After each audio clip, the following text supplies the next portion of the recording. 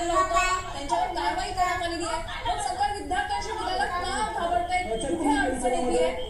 शिक्षण त्यांचा राजीनामा का घेतला जाते असा प्रश्न देखील आंदोलनकर्त्यांनी उपस्थित केला. या ठिकाणी बंदोबस्त जो आहे तो कायम ठेवावा लागणार आहे, कारण थोड्या संख्येने आणि वेगवेगळ्या ग्रुपने जे आहेत या ठिकाणी कार्यकर्ते जे आहेत आणि विद्यार्थी संघटनेचे काही जे सदस्य आहेत ते या ठिकाणी चैत्यभूमी या ठिकाणी आंदोलन करण्यासाठी या ठिकाणी दाखल होत आहेत. त्यामुळे पोलिसांची जी आहे या ठिकाणी नाकीनं आपल्याला दोन दृश्य आपण पाहतोय. राजधानी दिल्लीमध्ये सीजेपीचं आंदोलन आणखी पेटत चाललेलं आहे. दुसरीकडे मुंबईतही आंदोलनाला आपण पाहतोय तशा पद्धतीनं एक हिंसक वळण आलेलं आहे. पोलिसांकडून आंदोलनकर्त्यांची धरपकड सुरू आहे.